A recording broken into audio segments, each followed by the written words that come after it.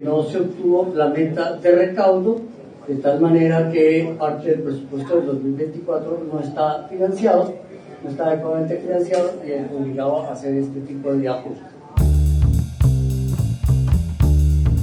Así explicó este miércoles el ministro de Hacienda Ricardo Bonilla que el presupuesto para cerrar el 2024 se reduce en 28,4 billones de pesos porque el recaudo tributario no cumplió las expectativas. Ante este panorama que pone en riesgo la búsqueda de reformas sociales, el reto será el próximo año.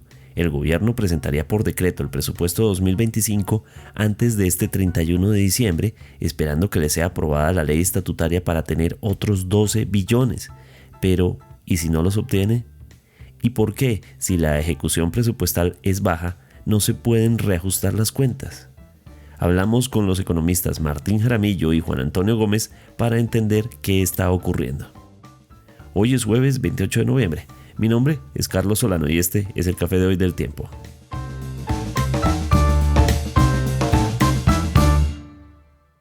El Tiempo es un medio aliado de The Trust Project. Primero, actualizaciones de algunas noticias de las últimas horas. Hay mucha expectativa en torno a lo que dice Sandra Ortiz, la exconsejera para las regiones, acerca de lo que sabe sobre la Unidad Nacional de Gestión de Riesgo y el entramado de corrupción a su alrededor. En declaraciones a la emisora La W Radio dijo que este viernes dará a conocer nombres de personas que, dice ella, están afectando al presidente Gustavo Petro y que no tienen ningún problema para hacerlo, y que contará estos nombres y dará a conocer las pruebas.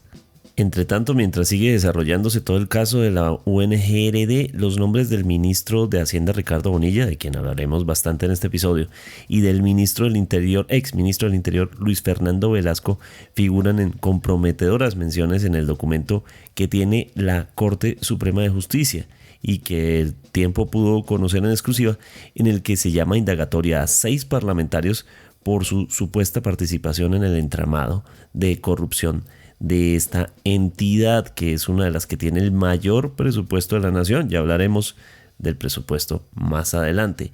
Esas personas son Wadid Mansur, Julián Peinado, Juan Diego Muñoz, Karen Manrique, Liliana Castilla y Juan Pablo Gallo, quienes entonces eran integrantes de la Comisión Interparlamentaria de Crédito Público. Y el nuevo capítulo que investiga la Sala de Instrucción está ligado a dádivas que desde el gobierno se habrían hecho a los mencionados congresistas, que posiblemente habrían aceptado los términos de un acuerdo negociado con funcionarios integrantes del alto gobierno.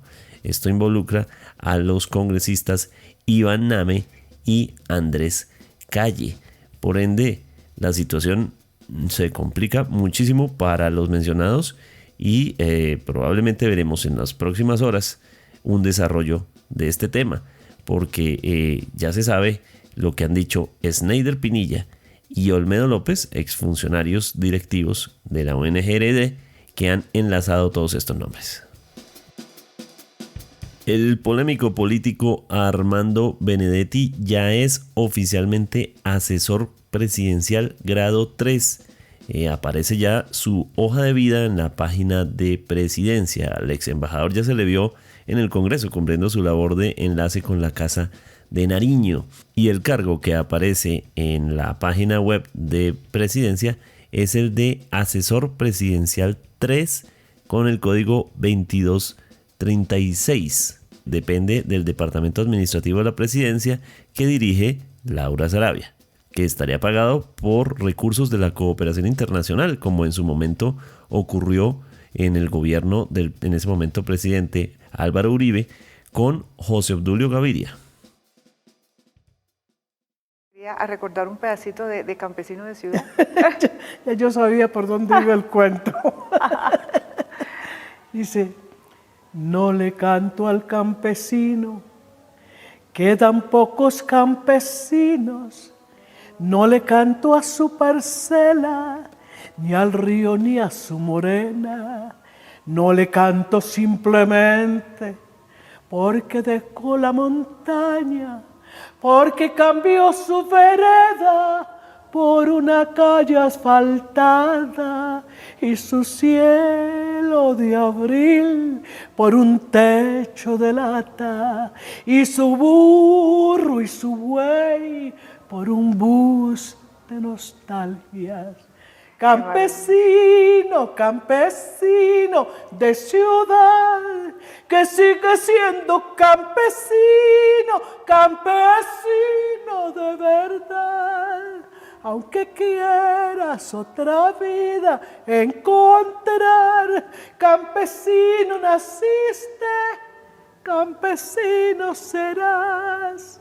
Campesino naciste, campesino serás.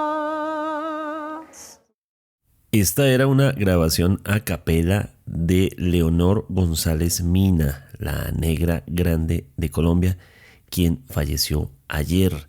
Leyenda de la música, leyenda cultural y leyenda además de los afrocolombianos representados magistralmente por ella durante décadas. En esta entrevista que le hacía nuestra colega María Beatriz Echandía, dejaba entrever toda su faceta, todo lo que siempre fue desde el primer día de su carrera. Por eso la queremos recordar con esta grabación a capela impresionante a la intérprete de canciones como Mi Buenaventura, Yo me llamo Cumbia, El Alegre Pescador o A la Mina, entre muchas otras. Leonor González Mina falleció ayer a los 90 años de edad.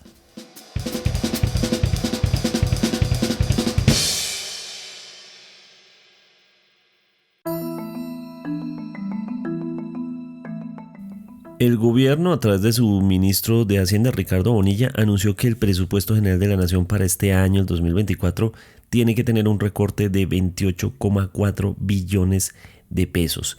La gran pregunta es, ¿logra resolver este recorte, que en principio iba a ser de 33 billones de pesos, los riesgos de financiamiento en el país, de los proyectos sociales, de las reformas, del funcionamiento mismo del país que se ve comprometido hacia adelante, y también de la inversión que va a pasar además en el 2025?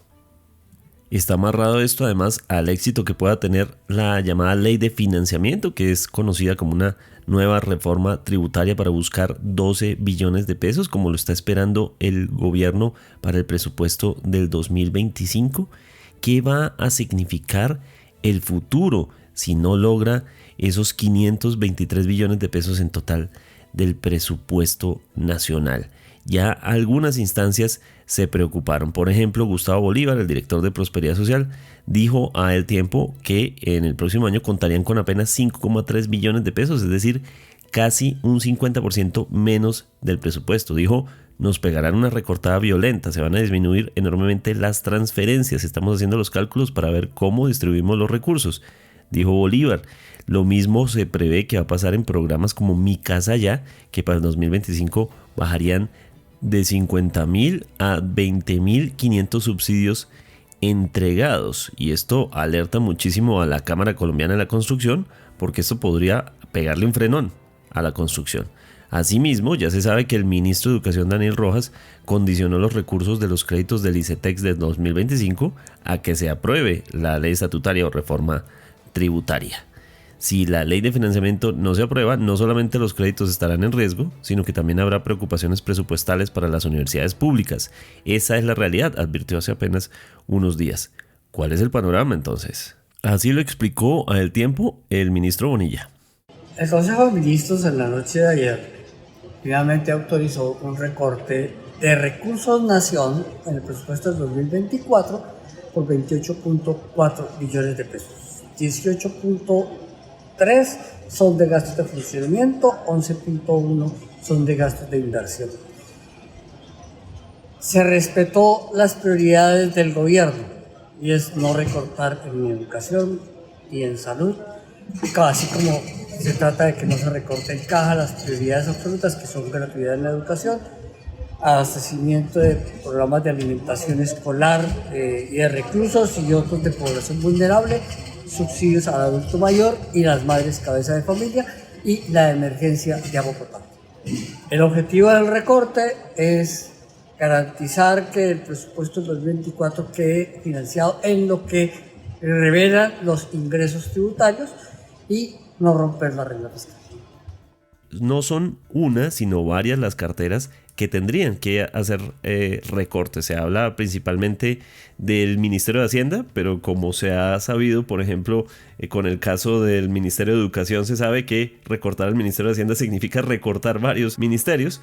Y pues otros golpeados son, por ejemplo, el Ministerio del Trabajo, el Ministerio de Defensa, la rama judicial e incluso la Fiscalía. Esto se extiende no solo a las carteras, a los ministerios, sino a todas las entidades dependientes del gobierno que tendrían cada una que hacer un recorte significativo.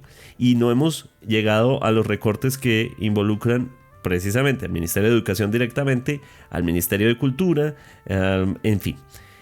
¿Cómo entender estos recortes? ¿Qué significan y cómo puede afectar al funcionamiento de la nación en el 2025 hacer este sacrificio? Estamos con Martín Jaramillo, economista de la Universidad de Spring Hill, consultor en desarrollo económico y desarrollo empresarial. Profesor Martín, bienvenido.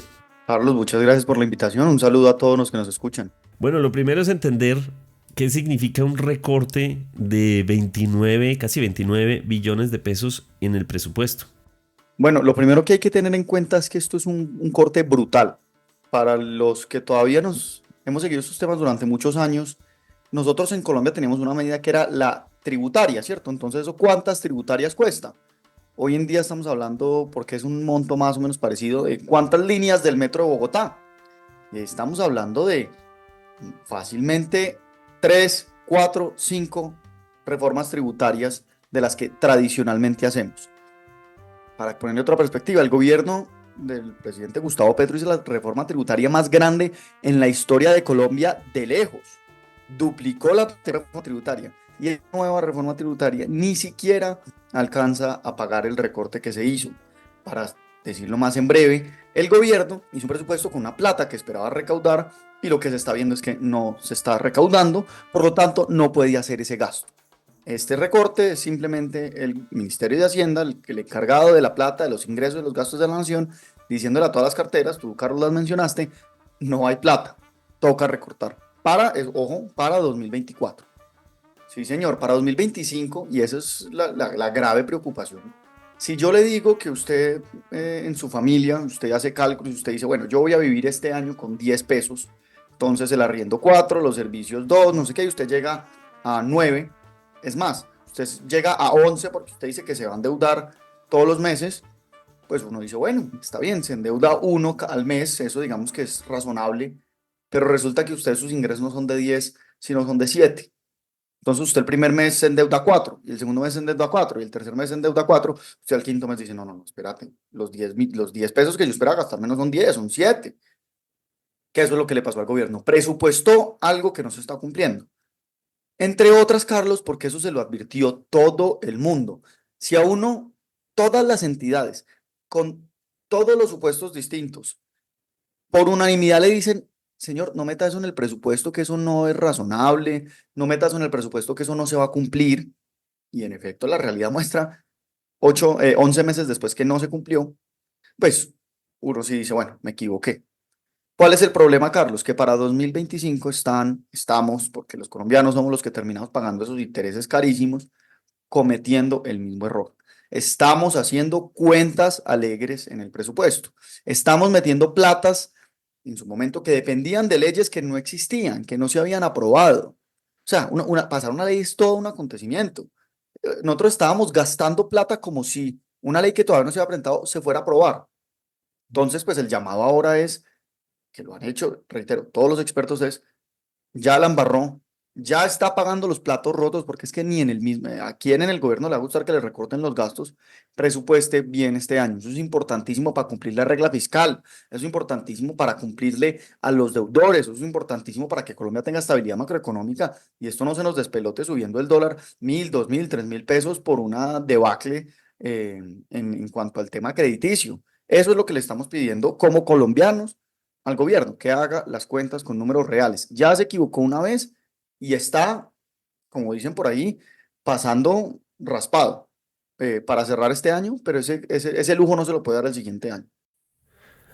Martín, pero bueno, debo preguntárselo, tampoco es que nosotros tengamos una historia como de banco suizo en el sentido en el que todos los gobiernos al final de cuentas en algún punto buscan reformas tributarias, todos los gobiernos se han visto colgados, en algún momento el gobierno del presidente Duque dijo tenemos que recortar el presupuesto de la educación porque no nos va a dar, y bueno, esto fue uno de los motivos por los cuales hubo un parte de ese estallido social porque no había, porque se iba en algún punto a poner en situación un recorte a la educación.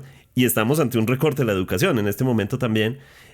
Todos los gobiernos en cierta forma buscan reformas tributarias que les permitan llegar a un punto de equilibrio.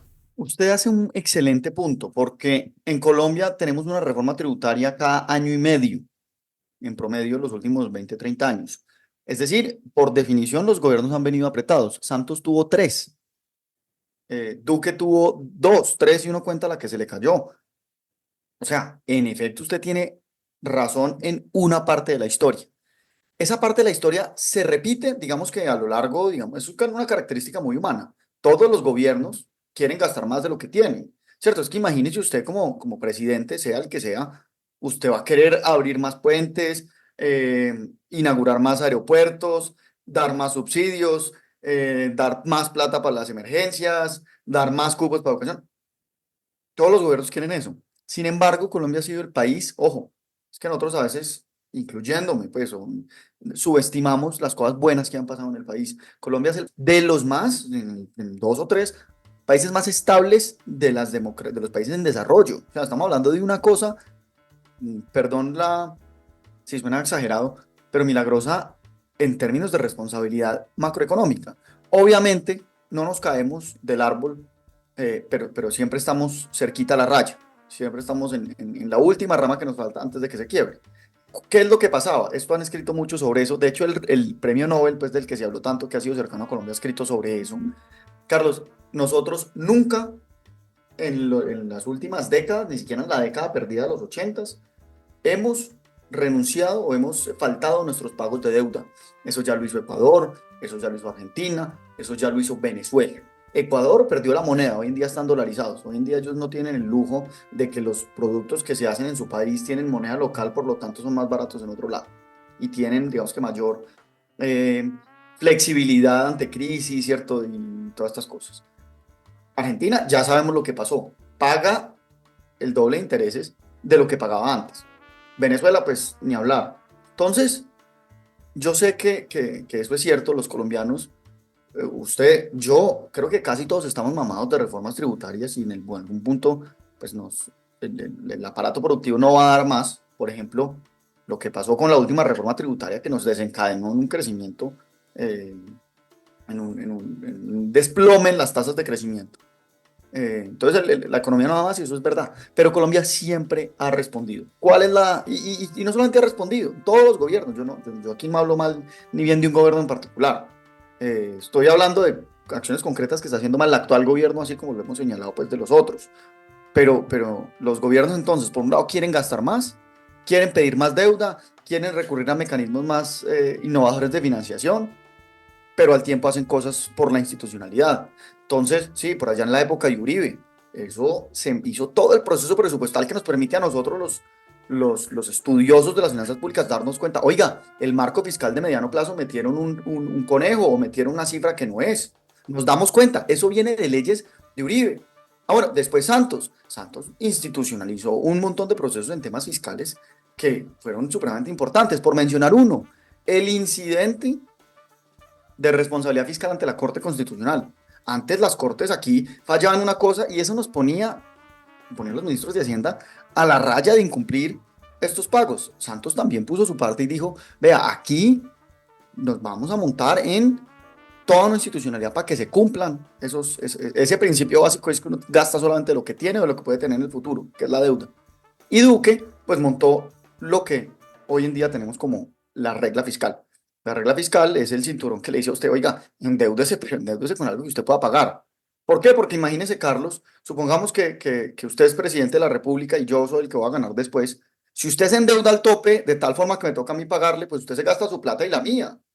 Entonces eso no le conviene a nadie. Entonces Duque Y de nuevo, a veces personalizar estas cosas no son útiles. El gobierno de Duque, el ministro de Hacienda, José Manuel Restrepo, dijo, venga, está bien, me tocó meterme la pela, la gente se va a emberracar conmigo, voy a meter una reforma tributaria porque toca, pero de ahora en adelante, todos los gobiernos, incluyendo el mío, o sea, incluyendo el en el que él hacía parte, tienen que ajustarse el cinturón. Se creó el Comité Autónomo de la Regla Fiscal, que es una joya de la corona en Colombia, analizando, diciéndole al ministerio, oiga, estos números están muy bien, felicitaciones, estos números están mal. Otro análisis independiente.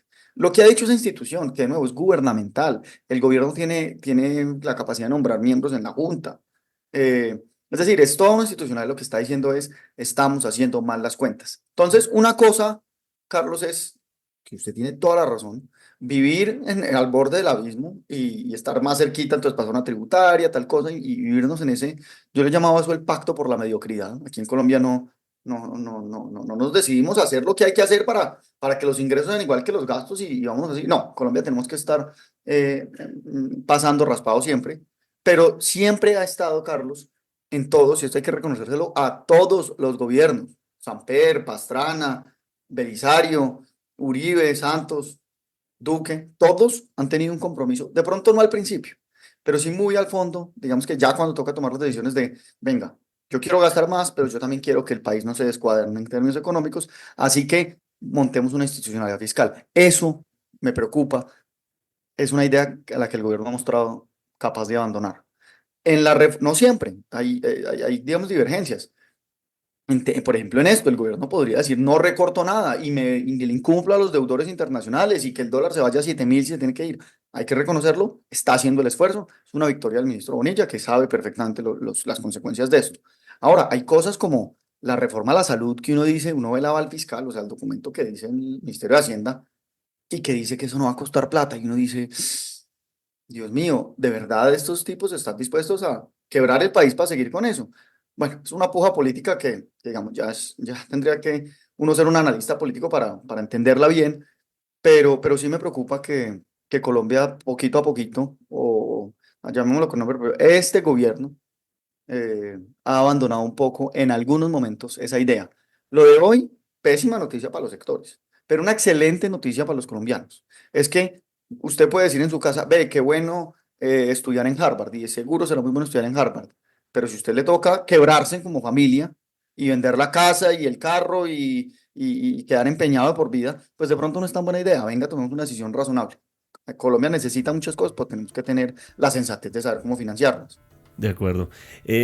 Usando la analogía de los 7 pesos y los 10 pesos que usted usaba hace un rato, el problema también a veces es que se cuentan con los 7 pesos y a veces son 6 o son 5 o son 4. Es decir, uno de los problemas radica en el recaudo, ¿no? En la idea de que se iba a recaudar una cantidad de dinero y el ministro Bonilla dice, no lo logramos recaudar.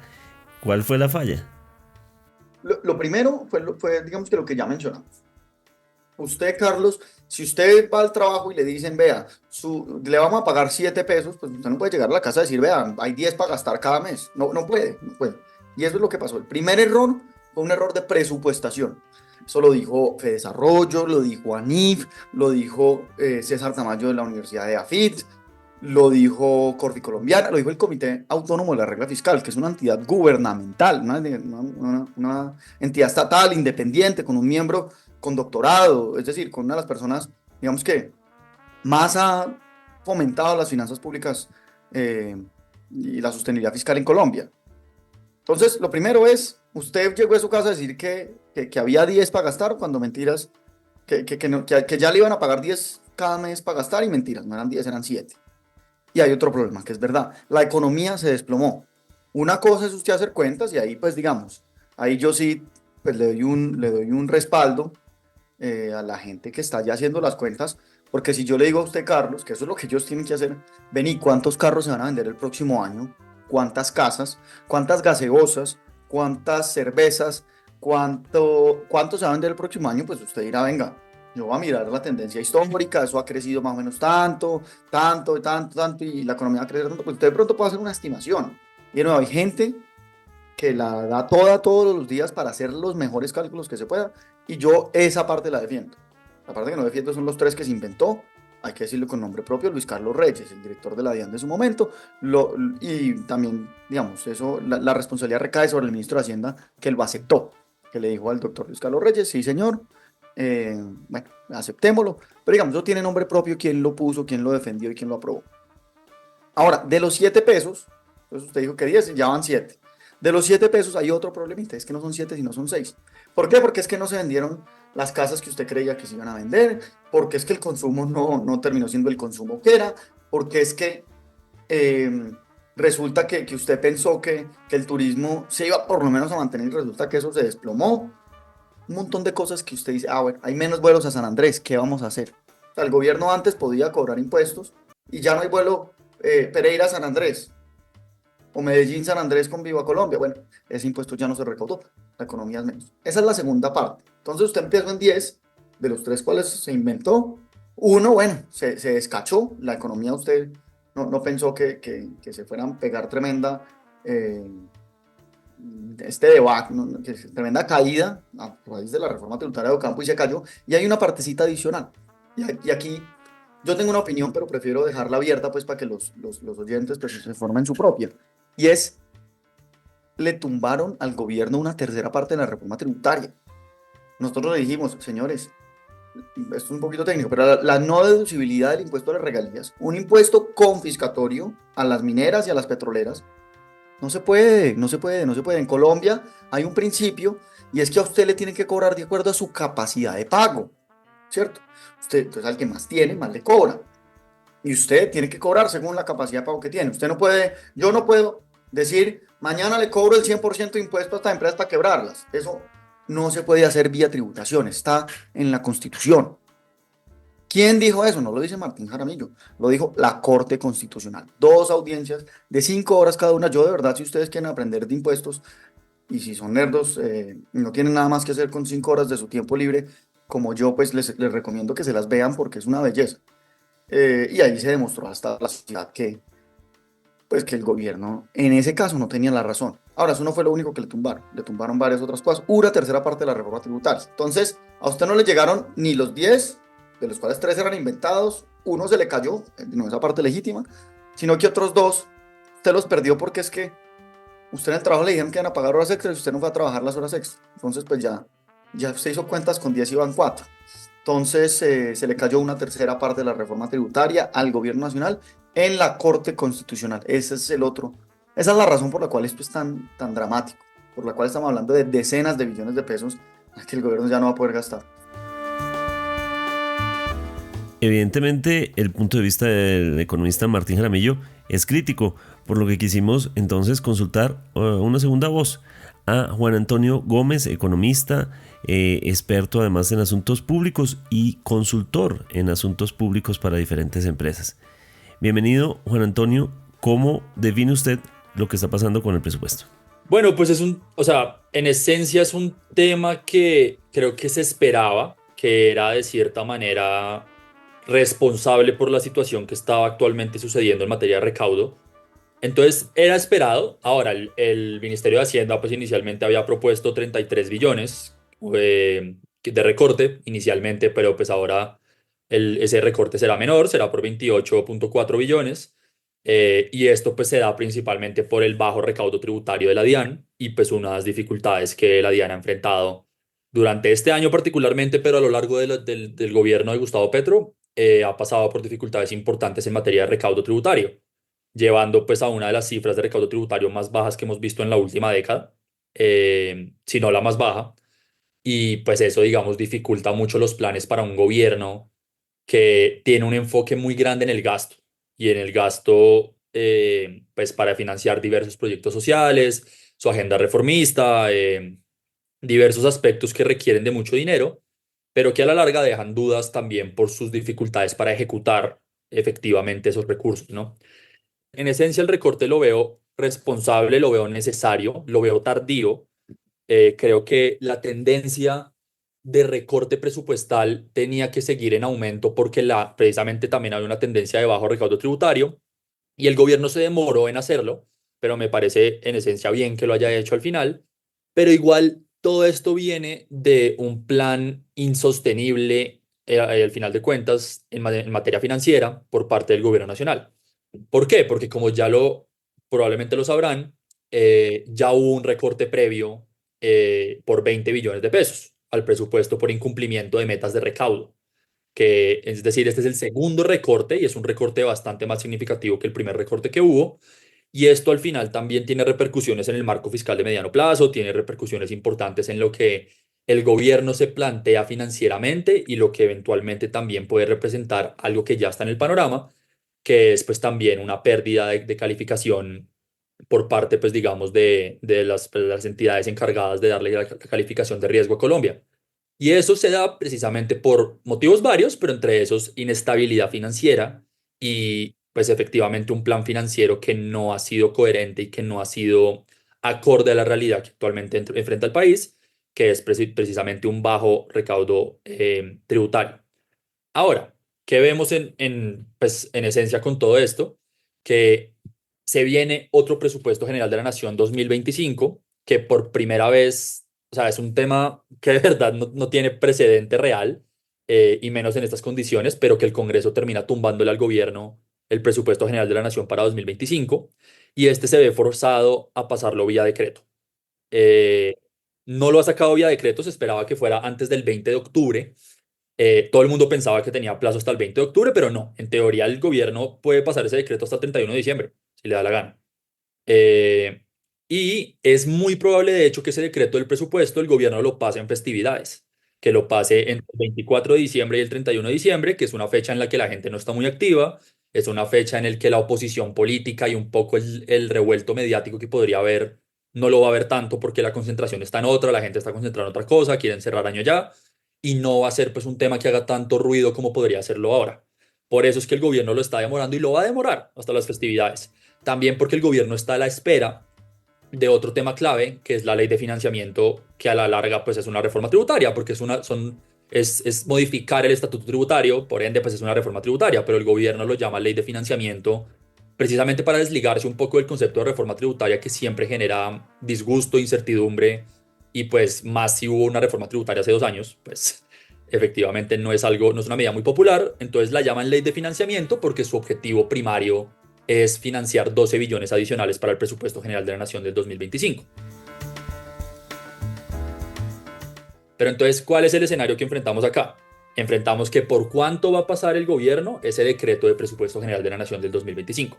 ¿Lo va a pasar por los 523 billones que presentó en el Congreso? ¿Los va a pasar por 511 billones que serían restándole esos 12 billones? ¿O lo va a pasar por el mismo monto que lo pasó en 2024? Son 3 escenarios que hay que podría pasar ese decreto. ¿Cuál es el más probable? Que igual lo pase por los 523 billones, porque si no lo hace, le quita la razón de ser a la ley de financiamiento. Si el gobierno pasa el presupuesto decretado por menos de ese monto, la ley de financiamiento pierde todo el propósito. Entonces, básicamente el gobierno le da la misma muerte política directamente a su propia ley de financiamiento. Y el gobierno no quiere eso, por eso están afanados avanzando con el tema de los ponentes, de la ponencia en el Congreso para avanzar con la ley de financiamiento, y es probable que incluso logren dejarla en primer debate. No me sorprendería que lo dejen aprobado en primer debate, pero sigue sin ser suficiente para justificar un presupuesto de 523 billones, porque están presentando un presupuesto desfinanciado. O sea, no puedes presentar 523 billones si te faltan 12. O sea, y no sabes si esa ley va a pasar o no va a pasar. Y así la ley pase o no pase, estamos en un contexto en el que el recaudo tributario está cayendo, que la DIAN no está haciendo su labor como la debería hacer y que la reforma tributaria debería tal vez enfocarse más en cómo van a mejorar el tema del recaudo y no necesariamente en otros aspectos para simplemente aumentar los ingresos para financiar un aumento del gasto que viene un poco desproporcional teniendo en cuenta que en 2024 tienen que cortar 20 billones al principio, no en junio, ahora cortan 28 billones de pesos adicionales. Es decir, estamos casi ante 50 billones de pesos de recorte en un año. Eso es otro tema que realmente, o sea, los recortes siempre los ha habido en diferentes gobiernos, pero este tema de 50 billones de pesos de recorte en un año estamos hablando de casi más del 10% de recorte total. Entonces, pues es un aspecto más que argumenta el hecho de que el gobierno es muy desordenado financieramente, que no tiene una ejecución clara en sus finanzas, que el gobierno o el Congreso, en este caso, perdón, el Congreso le aprueba los presupuestos de años anteriores de un monto muy superior a lo que se ha pasado en años anteriores, y el gobierno pues tiene la mayoría de carteras con una ejecución por debajo del 30%. Incluso hay unas que no superan el 5%. O sea, son cosas que pues son un despropósito completo y que responden un poco a la tendencia que tiene este gobierno, que es mucha ambición financiera en términos de gasto, poca capacidad de ejecución. No hay una manera, cuando uno ve un ministerio, hay varias carteras que están iguales, que su ejecución es muy baja porcentualmente, incluso llegando a este mes. ¿Por qué no es tan fácil como pasar de un bolsillo al otro? Es decir, no estamos usando aquí, venga, lo muevo para el otro lado. No es tan sencillo por temas políticos, por temas también de lo que se aprobó en el presupuesto, que normalmente suele ser ley, tiene un trámite legal para realizar ese tipo de modificaciones en un presupuesto que pase por ley. Cuando pasa por decreto es un poco más sencillo de cierta manera, pero igual eso eventualmente se tiene que reglamentar también. Y cualquier modificación que tenga que hacerse de pasar plata de un ministerio a otro, que es como un poco lo que muchos lógicamente podríamos pensar que, bueno, si esta cartera no está usando la plata, venga para acá que nosotros sí necesitamos. Pero eso no es tan sencillo, no es tan sencillo ni en viabilidad política ni en viabilidad legal y como de reglamentación. Entonces es complicado, lo hacen, se puede hacer, pero al final es que no hay una cartera que uno diga como está súper bien en ejecución, pues realmente no tanto. No hay ninguna que uno diga, wow. Hay unas que están bien, que están alrededor del 50%, que van ahí encaminados, pero realmente hay un problema de ejecución muy grande en todas las carteras y que la solución real no es simplemente cambiar la destinación de recursos, sino es cómo se hace esa destinación de recursos más eficiente. Porque el hecho de, puede que, por darte un ejemplo, puede que el Ministerio de Salud esté ejecutando un poco más que el Ministerio del Trabajo, por decir algo.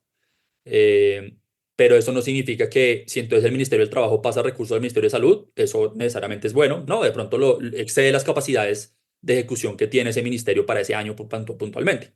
Porque la destinación financiera no se hace solo por, por necesidades, digamos, de gasto, sino también por capacidad de ejecución de la misma cartera.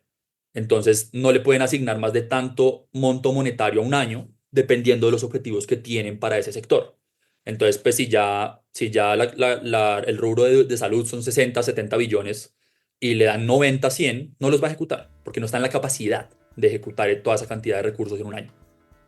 Entonces, ese sería un poco como la dificultad con ese cambio de recursos y con ese cambio de destinaciones, que se puede hacer sí, pero no es conveniente y el gobierno no creo que lo haga.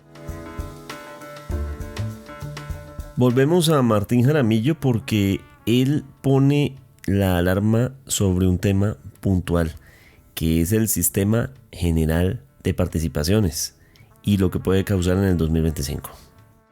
Esto lo decía, por ejemplo, Juan Carlos Echeverry. La reforma a la salud que tanto la hemos criticado, creo yo por unanimidad, los pacientes, las asociaciones de médicos, los expertos, la mayoría de asociaciones de médicos, porque no todas, los expertos, los que han estudiado el tema, la reforma a la salud no es nada a comparación de lo grave que es la reforma al sistema general de participaciones. Eso sí, lo han dicho, como yo hice la cuenta hace poquito, como 12 entidades, incluyendo el mismo Ministerio de Hacienda, el Departamento Nacional de Planeación, que no es ni siquiera del Estado, es del gobierno Petro. O sea, el director es una persona cercana, muy cercana políticamente a Petro, y todos se han opuesto a eso. Entonces es muy raro, Carlos, que en este momento tomen una decisión acertada, que de nuevo hay que aplaudir, hay que agradecer, y por el otro lado, pues apoyen un proyecto que va para el séptimo debate de 8, que es una reforma constitucional que quebraría el Estado colombiano. Entonces, digamos, yo no soy bueno en saber a quién hay que agradecerle, pero pues gracias por el país. Deberíamos estar como país muy agradecidos de que este recorte se hizo ahora. Ojalá podamos decir que ese proyecto no pasó y que también estamos agradecidos que no nos quebramos por ese proyecto, pero bueno, amanecerá y veremos. ¿De qué tamaño se cree que puede ser el boquete del sistema general de participación? Bueno, Carlos, así de manera muy breve.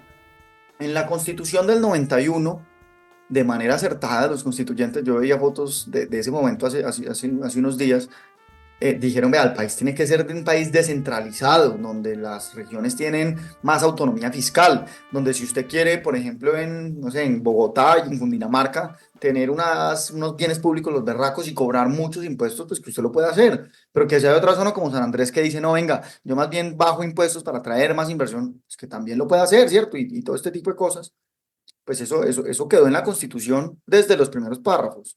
Eso después no se materializó. No se materializó, digamos, yo no quiero buscar aquí culpables, pero digamos, eso era un tema de capacidades. Entonces, se le entregaba la plata a las regiones. Imagínese usted, Carlos, una región sin capacidades de estructurar un proyecto, le llega un montonón de plata, y pues, ¿qué se hace con esa plata? Pues lo que sabemos que pasaba con los gamonales regionales cuando les llegaba plata, pues, de la salud y de todas estas cosas, y es que en muchos de los casos se la robaban, habían elefantes blancos. Estos son casos, esto pues parece un chiste, pero ustedes los lectores, sobre todo los jóvenes que no vieron la noticia en ese momento, pueden googlearlo.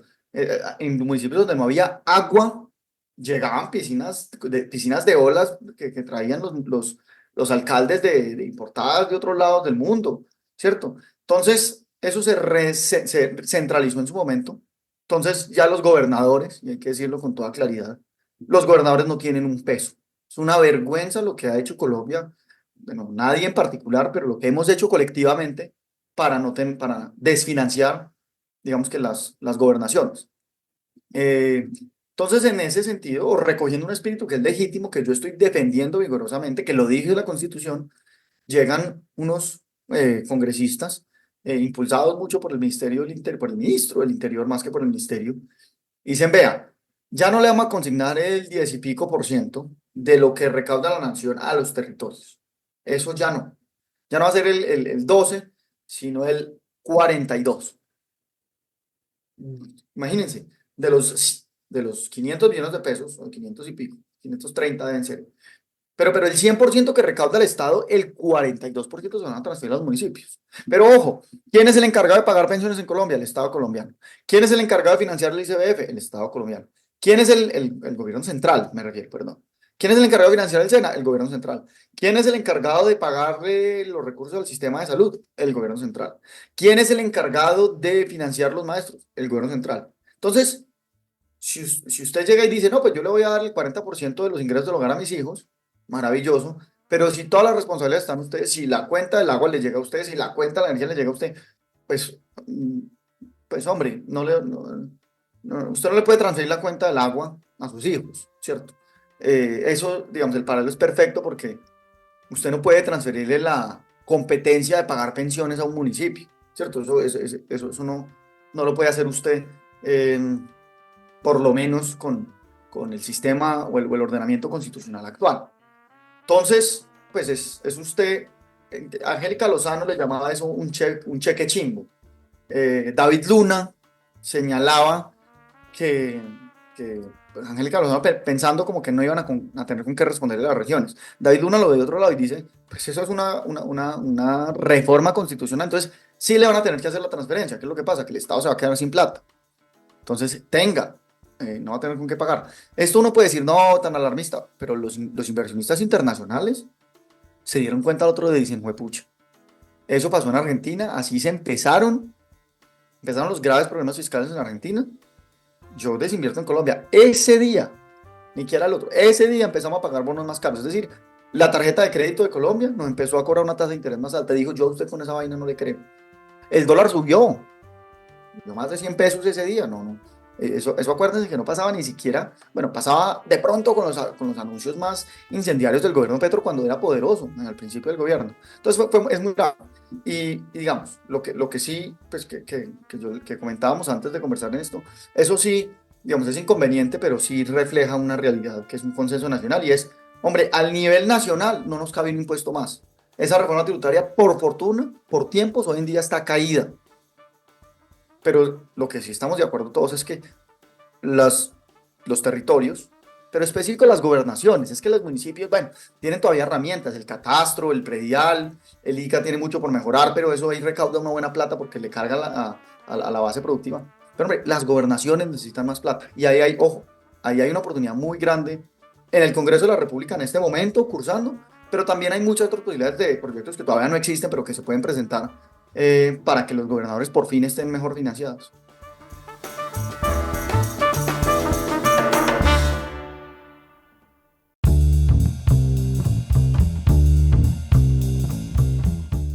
Gracias por acompañarnos en el café de hoy. Suscríbase en todas las plataformas de podcast y en el canal de YouTube de El Tiempo. Nos encuentran también en Instagram y en X como @podcasteltiempo. Además, si quiere recibir a través de WhatsApp la notificación de cada nuevo episodio, siga el enlace que se encuentra en la descripción o envíenos un mensaje con la palabra suscripción al teléfono 320-353-27 y haga parte de la comunidad de El Café de Hoy. Este episodio fue producido por Juan Alejandro Motato. Mi nombre es Carlos Solano.